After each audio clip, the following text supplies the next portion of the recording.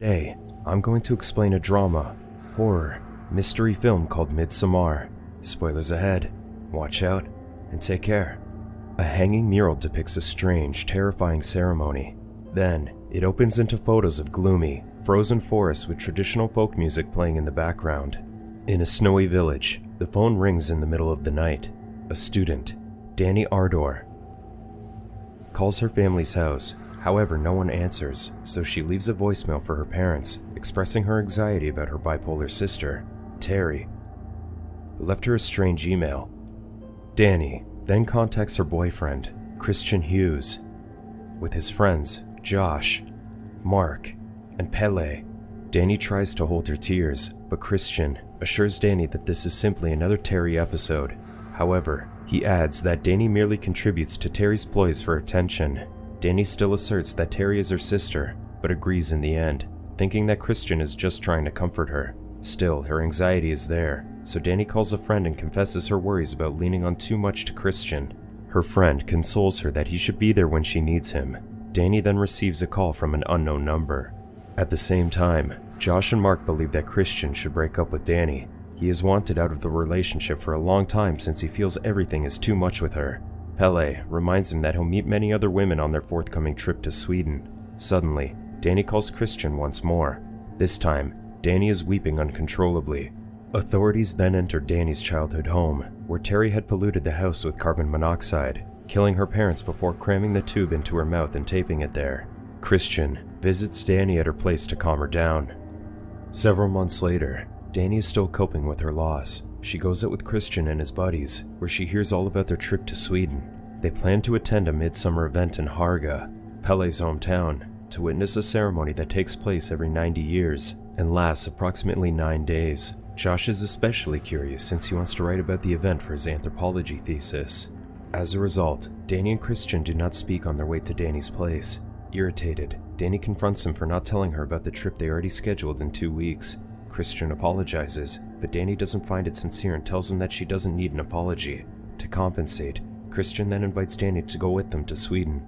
The following day, while Christian and his friends are talking about meeting girls in Sweden, Christian informs his buddies that he invited Danny to come, much to the guy's surprise, but Christian assures them that she won't go because she's still hurting from the loss of her family. Danny then walks in, and the guys awkwardly greet her. When Mark excuses Christian, Pele tells Danny about the Midsummer Festival and their tradition of selecting a May Queen at the end of the festivities.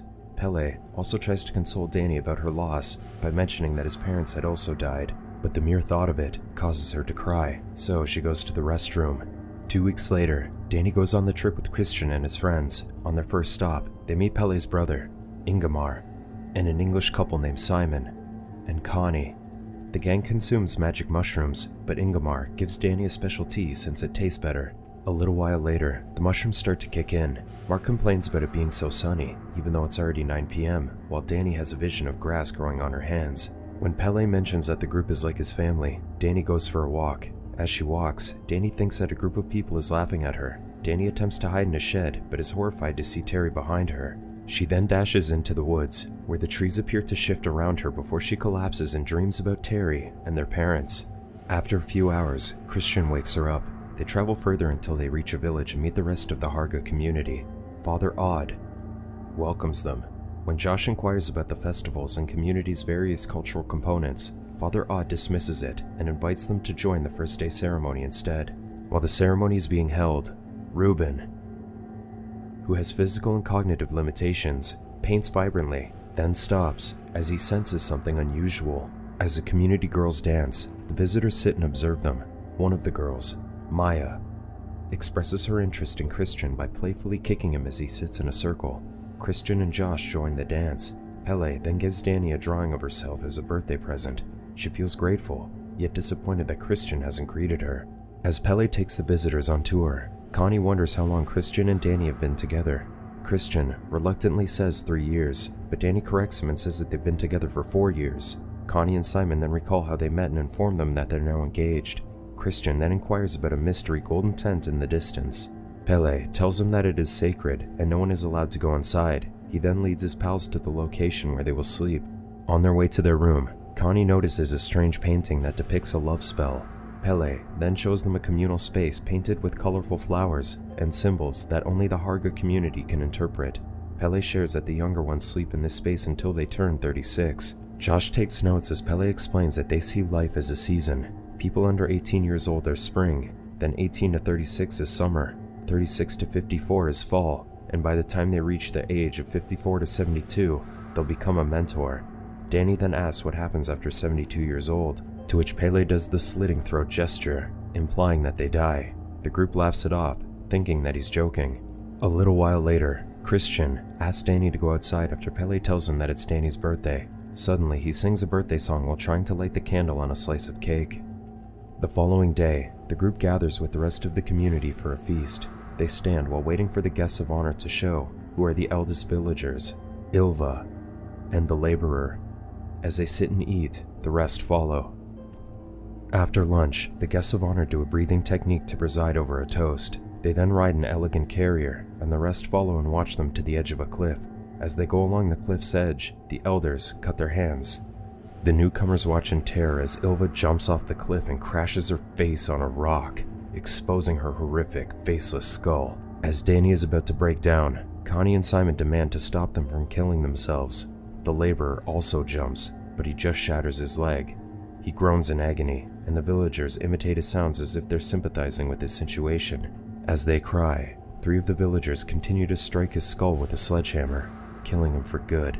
Simon and Connie express their shock, while Siv, an elderly lady, explains to the party that this is a natural part of their ceremony, as the 2 elders had reached the end of their life cycle, and prolonging it would have been harmful. On their way to the room, Danny excuses herself and walks to calm herself down until she breaks down in a field. She then heads to the quarter and packs her things. Pele goes to comfort Danny, believing that her sadness is due to her recent tragedy. He then tells her that he lost his parents in a fire, and when Pele found the community, he felt held and loved. Pele takes her hand and asks Danny if she honestly felt held by Christian or felt at home with him. This confuses Danny. That night, Danny has a nightmare where Christian and his friends abandon her there. As she watches them drive away, she is plagued by haunting images of her deceased family and the bodies of the 2 elders. Meanwhile, Maya slips something under Christian's bed while everyone is sleeping. Unbeknownst to her, Josh spots her. The following day, some Harga people bury the ashes of the 2 elders in the village center. Josh approaches Pele to ask about the piece of wood he found under Christian's bed. Pele acknowledges it as a love rune that casts a love spell. Christian walks in, and Pele informs Josh and Christian that they're permitted to work on their thesis as long as they do not reveal the actual names or location of the Harga. Suddenly, a man shouts at Mark for urinating on their ancestral tree, where they put the deceased ashes. Pele explains the significance of that tree, but Mark has a callous attitude towards it. That day, Simon and Connie intend to depart after seeing the suicide event. When Connie is ready to leave, a villager informs her that Simon has gone off with another villager to the train that would take them home.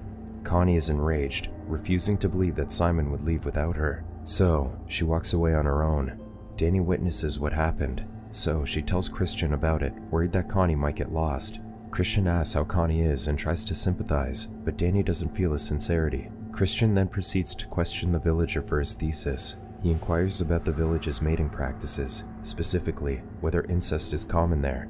The villager tells him that cousins can mate, but strangers are customarily brought in to breed with the natives. At the same time, Josh discovers that Harga bases their ceremonial activities on paintings created by Reuben, a disabled child who was the result of incest, yet regarded as a prophet. Reuben draws, and the elders interpret it. They trust him as Reuben is unclouded by normal cognition, which makes him open to the source. Josh requests permission to photograph Reuben's sketches, but the elder strictly declines. During lunch, Danny looks for Connie, but a villager claims that he drove Connie to the station. Still, Danny wonders why Simon left Connie, but Christian claims it could have just been a miscommunication. Annoyed, Danny questions if Christian could do that to her. The tension rises, while Mark is alarmed by the furious stare of the man who saw him peeing on the tree. A little while later, when Christian eats his food, he notices a hair on it. Mark asks if it's a hair from down there, making everyone disgusted. As Christian takes the hair away, Maya stares at him from a distance. Josh then looks at his notebook, trying to decipher symbols he found at the love rune. Suddenly, a female villager leads Mark away. Later that night, Josh sneaks inside the room where the ceremonial books are hidden. As he takes photos of it, someone who he believes is Mark interrupts him. As Josh realizes it's not Mark, the man strikes his head with a hammer. The man wearing Mark's face checks if Josh is dead, then drags his body away. The following day, an elder announces that a ceremonial book is missing. He demands everyone to return it or leave it in the temple even when no one is around. The elder then looks for Josh and Mark, whose disappearance seems suspicious, but Christian claims that they are not associated with them, surprising Danny. Danny joins the women of the village while Siv summons Christian into a house.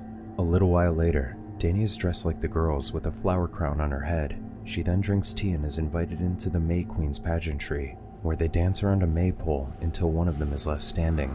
As the women form a circle, Danny notices her feet turn into grass. When she's about to break down, the competition begins as they move while holding each other, dragging her into the rhythm. Danny is confused at first, but soon gets the beat and lets her body sink into their moves. Elsewhere, Siv asks Christian about his feelings for Maya, but he doesn't know what she means. Siv then tells him that Maya is into him and that they're an ideal astrological match. Confused but unbothered, Christian then tells her that he thinks he ate her hair, to which Siv agrees. Christian then leaves and watches Danny dancing around with the other girls. When a villager offers him a drink, he refuses, but when he notices Maya nearby, he instantly drinks it. Meanwhile, the competition is down to 3 participants. After a few more dances, Danny is the sole survivor, and she is crowned as May Queen. Everyone runs to her, except for Christian, who seems confused about what's happening. The people greet her, and they all seem happy. As they approach her, Danny sees her mom among the crowd. Then suddenly, Pele kisses her on the lips. They then raise her in a carrier and bring her to the feast, where the rest are waiting. As Danny sits and eats, the rest follow. Everyone seems so nice to Danny, and even tell her that she's part of the family now. On the other hand, Christian sits far from her. Confused, he asks the elder beside him what's happening. The elder snaps his hands near Christian's head, making Christian even more perplexed. He then notices Maya and watches her go inside a hut. While Danny heads into the farm to bless their livestock, the rest of the community lead Christian into the hut where Maya went. Inside, they let Christian breathe in smoke that further entices him to take Maya's virginity. They open the door, revealing Maya in the middle of the room, while other women surround her. As they have a strange, passionate encounter, the elderly woman imitates Maya's moaning. When Danny comes back, she hears the women moaning from the hut. She nervously approaches it despite being warned not to. Danny peeks into a keyhole, then sobs and vomits in front of the door. The women bring her inside a room as Danny cries hysterically, feeling cheated on. As Danny cries, the women also imitate her sobs, radiating an incredible amount of pain from the room. Maya's room, however, echoes with pleasure. As Christian is about to release, an elderly woman keeps him inside Maya to ensure they get what they want. After he climaxes, a mortified Christian runs out to rescue Danny. As he nakedly roams in the field, he sees Josh's feet half buried. Frightened, Christian heads inside a shed where he finds Simon's mangled corpse being used as a blood eagle. Christian approaches Simon's body and sees his face with flowers on his eyes. A villager then blasts powder in his face, rendering him unconscious. The ceremony is about to end. According to custom, 9 people will be sacrificed. This group consists of 2 elders, 4 strangers, 2 live volunteers, and 1 selected by the May Queen. Christian is drugged and weakened, while Danny is elegant and vibrant in her gown. The villagers bring Christian and a villager named Torbjorn before Danny to choose for a sacrifice. After everything she's been through, she chooses Christian as the last sacrifice. The villagers bring the corpses into the tent, while others empty a fully grown bear to place Christian inside. They later take him, the volunteers, and the bodies of Simon, Connie, Josh, and Mark to the golden tent, which they then light on fire. Christian succumbs to his fate, unable to move or talk and only able to wheeze in anguish, while the volunteers observe and soon scream in pain and horror. Outside, Danny watches the tent burn while the locals imitate the volunteers' screams. Danny collapses. However, as she continues to hear the locals cry and witness the tent fall, a sick smile forms on her face. Subscribe to watch more videos like this. Turn on notifications. And leave a like, it really helps the channel out. Thank you for watching.